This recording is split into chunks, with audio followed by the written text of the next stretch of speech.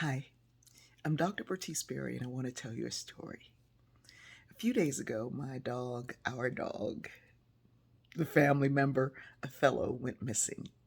He's almost 18 years old. He can barely see, he can barely hear, and he can barely move. So getting lost is not something that he does.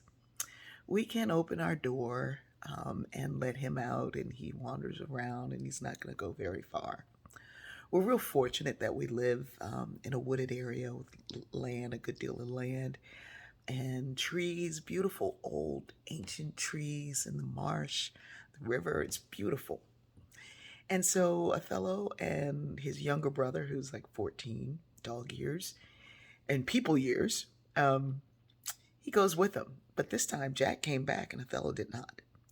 Fatima had a doctor's appointment, and I was out downtown at a funeral, memorial service, and we had a friend who was visiting from out of town, and he brings his dog. And I think the presence of that dog who's been visiting us for many, many years um, maybe triggered something in Othello, and he thought he was young again, so he went back down playing in the marsh.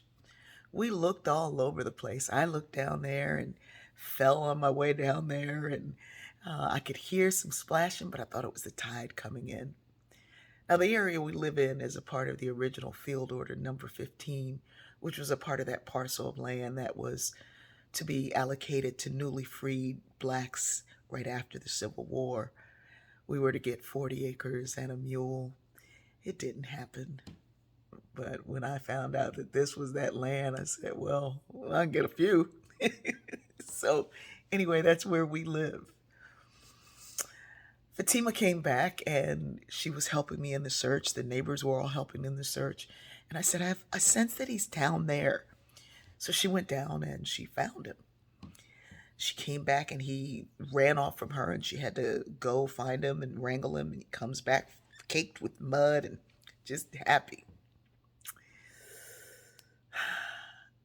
I was so happy to see him. I was giving him treats, and Fatima was like, don't give him treats. I'm mad.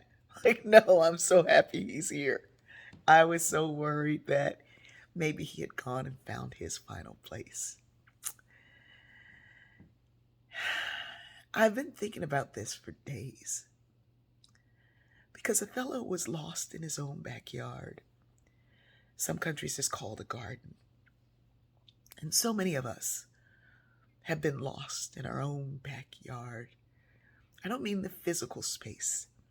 I mean the space that we've defined that is our space, where we can go, what's allowed for us, what's allocated or not.